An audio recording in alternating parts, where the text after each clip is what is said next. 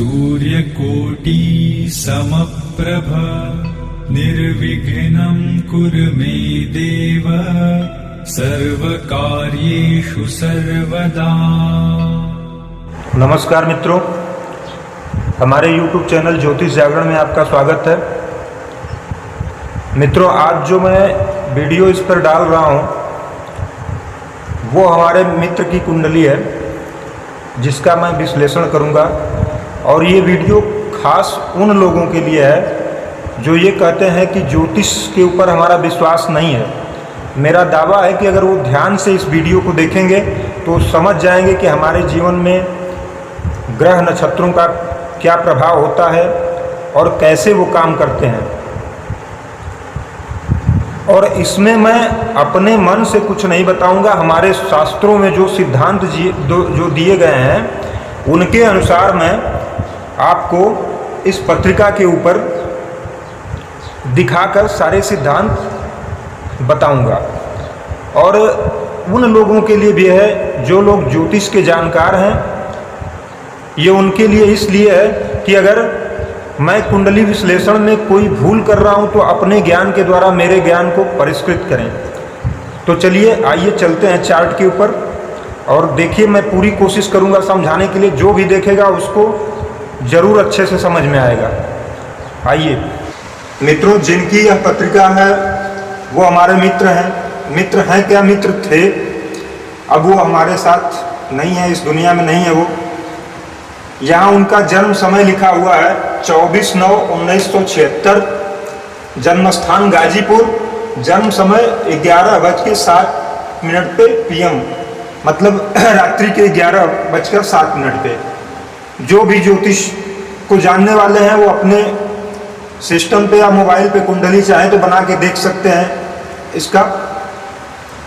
उनका मृत्यु समय है 30 अप्रैल लगभग 1 बजे के करीब रात्रि में। इस कुंडली में हम लोग 2 पॉइंट पे बात करेंगे। पहला उनकी बीमारी और दूसरा मृत्यु समय के बारे में। मित्रों, जो हमारे मित्र थे उनको हार्ट की बीमारी थी, BP की बीमारी थी, हाई ब्लड प्रेशर और शुगर था। अब इस पत्रिका पे ध्यान दीजिए, ये लग्न है। लग्न से जातक के शरीर, स्वास्थ्य, आयु सबका विचार किया जाता है। उसके हाव भाव, व्यवहार, सुख समृद्धि सबका विचार किया जाता है। और इस पूरी पत्रिका का जो मेन स्वामी होता है वो लग्नेश ही होता है। ठीक है, तो लग्न जो है ये मिथुन लग्न की पत्रिका है। इसका स्वामी बुध जो है वो 4थे भाव में बैठा हुआ है और अष्ट है। अष्ट का मतलब अष्ट ग्रह जो है सूर्य के साथ, जो सूर्य से ज्यादा नजदीक हो जाता है ग्रह वो अष्ट हो जाता है। तो यहाँ पे बुध अष्ट भी है और वक्री भी है। तो लग्नेश अष्ट हो गया, इसका मतलब उसका बल कम हो गया, लग्नेश निर्बल हो गया, लग्न का स्वामी। अब ये बैठा किसके साथ है ये ध्यान देना है। तो ये बैठा है, ये 6ठा भाव है। 6ठा भाव से हम लोग रोग, ऋण, शत्रु, संघर्ष इत्यादि ये सब चीजों का विचार करते हैं। मुख्य रूप से रोग भाव इसको कहते हैं। तो रोग भाव का स्वामी जो है ये 8वीं राशि यहाँ पे वृश्चिक राशि, इसका स्वामी मंगल होता है।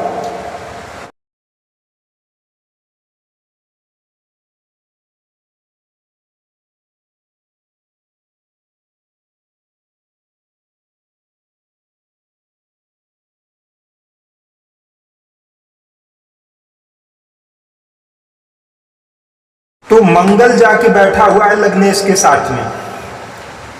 रोग भाव का स्वामी जो है लग्नेश के साथ में बैठा हुआ है। और ये जो है इस पत्रिका में आप ये भी ध्यान दे लीजिए कि 3 मारक स्थान है, मृत्यु के स्थान, और 3 जो है वो आयु के स्थान होते हैं। तो आयु हम लोग पहले देखते हैं, यहाँ लग्न से देखते हैं। लग्न अच्छा है, लग्नेश मजबूत है तो अच्छी आयु वाला माना जाता है। दूसरा अष्टम भाव हो गया अष्टम भाव से हम लोग आयु का विचार करते हैं। अगर अष्टमेश अच्छी कंडीशन में है, सब कुछ अच्छा है, तो आयु अच्छी मानी जाती है। फिर अष्टम से अष्टम ये तृतीय स्थान होता है, यहां से आयु का विचार होता है। तो इस पत्रिका में, चाहे किसी भी पत्रिका में, लग्न, तृतीय और अष्टम से आयु का विचार किया जाता है।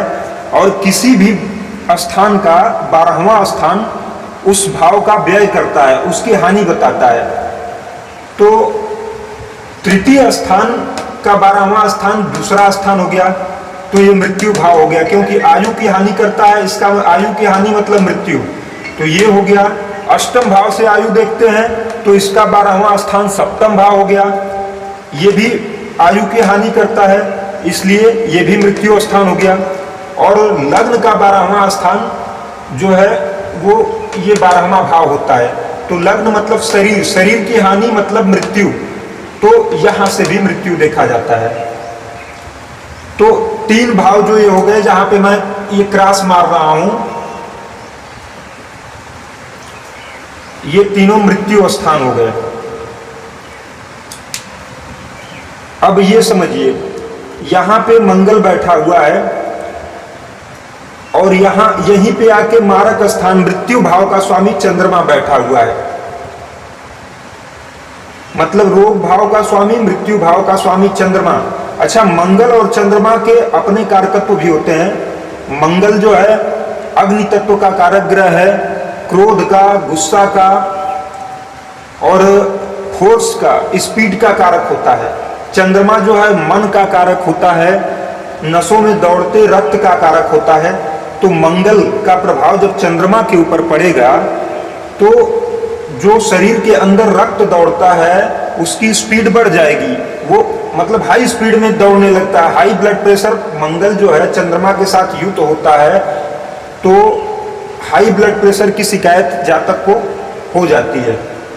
तो यहाँ इससे हम लोग ये देख रहे हैं कि इनको हाई बीपी का किसी का बीमारी थी, तो मंगल का प्रभाव चंद्रमा पे पड़ता है तो हाई बीपी की बीमारी होती है। वैसे भी ये गुस्सा है और ये मन है, तो मन के ऊपर गुस्सा का प्रभाव जब पड़ेगा तो वैसे भी हाई बीपी होती है। तो यहाँ से हाई बीपी का इनको रोग समझ लीजिए। फिर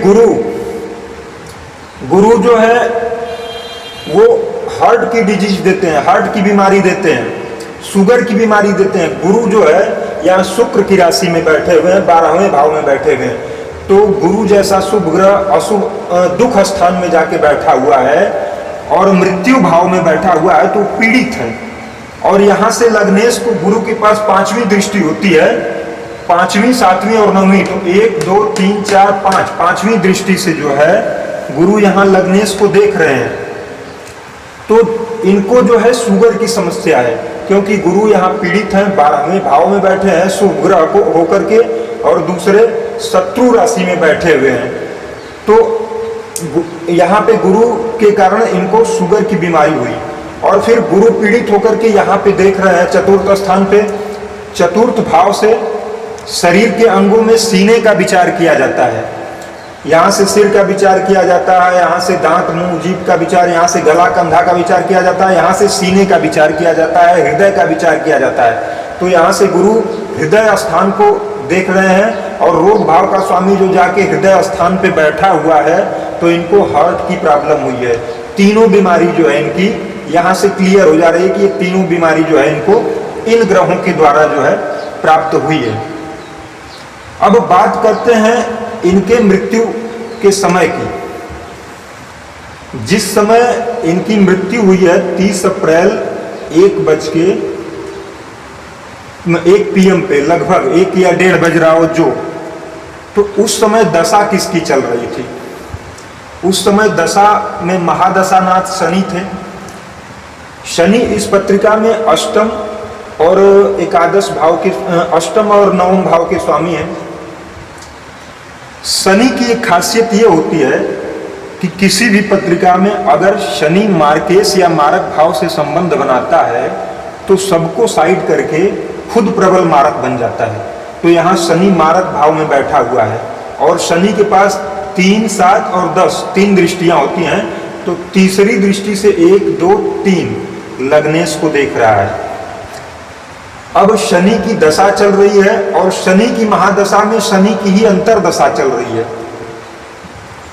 फिर उसके बाद प्रत्यंतर दशा में गुरु है जो मृत्यु स्थान में बैठा हुआ है और लग्नेश को दृष्टि दे रहा है, लग्नेश से संबंध बना रहा है, गुरु है। फिर प्रत्यंतर दशा के बाद सूक्ष्म दशा में जो है वो शुक्र बैठा हुआ है। शुक्र इस पत्रिका में पंचम स्थान का स्वामी है लेकिन द्वादश स्थान का स्वामी भी है, मृत्यु भाव का। तो जो ग्रह मृत्यु में भाव में बैठा हुआ है उसकी दशा चल रही है, जो मृत्यु भाव का स्वामी है उसकी भी दशा चल रही है। और फिर प्राण दशा में राहु है। राहु जो है द्वादशेश मतलब द्वादश भाव के स्वामी के साथ बैठा हुआ है। तो ये द्वादश के शुक्र के दोनों राशियों का फल करेगा। राहु और केतु जिन ग्रहों की राशियों में बैठते हैं उन्हीं के अनुसार फल करते हैं और उनके दोनों राशियों का फल करते हैं। तो राहु यहाँ पे पंचम का भी फल करेगा और द्वादश का भी फल करेगा। तो स्थिति यहाँ पे जैसी बनी है राहु ऐसा फल करेगा। तो जब महादशानाथ शनि है जो मारक बना हुआ है, अंतरदशानाथ शनि है जो मारक बना हुआ है, मृत्यु भाव में गुरु बैठा है जो मृत्यु का परिणाम देगा, शुक्र जो है द्वादश स्थान का भी स्वामी है तो वो भी इसी प्रभाव में फल कर रहा है, और साथ में राहु जो है उसके द्वादश भाव का फल कर रहा है। तो ये पांचों ग्रह वो हो गए जो इनकी मृत्यु के निर्धारक ग्रह हो गए। अब गोचर देखिए, गोचर उसको कहते हैं, ये तो जन्मकालीन स्थिति है पत्रिका में। गोचर का मतलब होता है गो मतलब ग्रह और चर मतलब चाल, ग्रहों की चाल।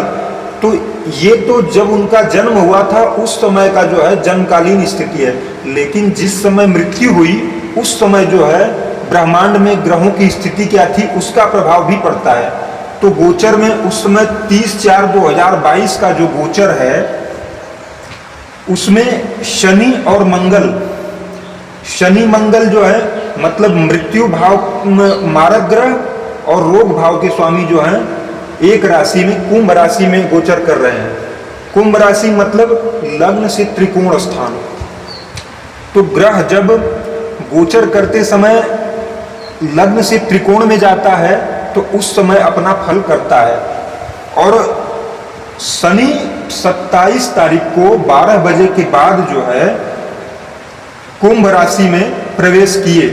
27 अप्रैल को 12 बजे रात के बाद जो है कुंभ राशि में शनि प्रवेश किए और मंगल के साथ हुए यहाँ पे। और 30 तारीख की रात को, बीती रात को जातक की मृत्यु होती है। गुरु जो है, गुरु और शुक्र जो परम शत्रु ग्रह हैं दोनों 12वें भाव में मीन राशि में जो है यहाँ पे गोचर कर रहे हैं जातक के लग्न से। अब ये स्थान जो होता है दशम स्थान होता है, तो ये सबसे बलि केंद्र तो होता है लेकिन मृत्यु भी दे सकता है ग्रह यहाँ बैठकर, क्योंकि ये अष्टम से तृतीय और तृतीय से अष्टम होता है। तो इसलिए यहाँ बैठ करके शुक्र और गुरु जो इन लोगों ने भी इनकी मृत्यु में भूमिका निभाई है। अब राहु की को देख लेते हैं। गोचर में राहु जो है सूर्य और चंद्र के साथ मेष राशि में है। मतलब यहाँ पे राहु सूर्य और चंद्रमा के साथ मेष राशि में है। तो सूर्य आत्मा के कारक होते हैं, आरोग्य के कारक होते हैं। चंद्रमा जो है मन के कारक होते हैं, जीवन शक्ति के कारक होते हैं। तो इन दोनों के ऊपर राहु का प्रभाव हो गया। राहु ऐसा ग्रह है जो चंद्रमा और सूर्य के पास जब जाता है तो ग्रहण की स्थिति बन जाती है। हालांकि यहाँ ग्रहण की स्थिति तो नहीं है, डिग्री ज्यादा हो चुकी है, लेकिन फिर भी राहु के साथ होने से जैसे ये जीवन को बचाने में सक्षम नहीं हो पाए। नहीं तो पत्रिका में सूर्य और लग्न, सूर्य और चंद्रमा तीनों को देखना चाहिए। अगर ये तीनों मजबूत स्थिति में हैं तो मृत्यु का विचार नहीं करना चाहिए। लेकिन यहाँ पे लग्न के ऊपर इनकी दृष्टियां हैं, लग्न से त्रिकोण में ये ग्रह जो है अपना अशुभ प्रभाव दे रहे हैं, और सूर्य और चंद्रमा जो जीवन के कारक ग्रह हैं वो राहु के प्रभाव में आ चुके हैं। अब इस स्थिति में इनकी मृत्यु होती है। हम लोग जैसे देखते हैं तो ये लगता है अरे अकाल मृत्यु हो गई, बहुत जल्दी हो गई। अब इस पत्रिका में मैं आयु निर्धारण का विचार नहीं बता रहा हूँ, आयु निर्धारण करके भी मैंने देखा है तो उसमें भी अल्पायु ही आ रही है। तो अल्पायु का मतलब वही 40-45 साल के आसपास, 45-50 अल्पायु की रेंज में आता है। तो हम लोगों को देखने से ये लगा कि अल्पायु में मृत्यु हो गई है, लेकिन सब कुछ पूर्व निर्धारित होता है। ये ग्रह उसी स्थिति में बैठे हुए हैं और जब इनकी दशा आई और गोचर में उस पोजीशन पे पहुंचे तो इन्होंने जातक को मृत्यु दी और उस बीमारी के थ्रू दी। अब इसमें मैंने जितना मेरे अल्प बुद्धि में आया मैंने समझाने का प्रयास किया।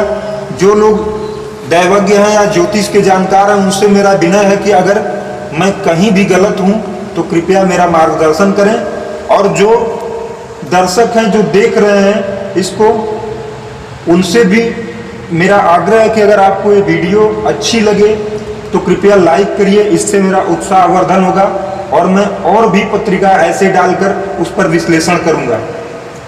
धन्यवाद। हर हर महादेव।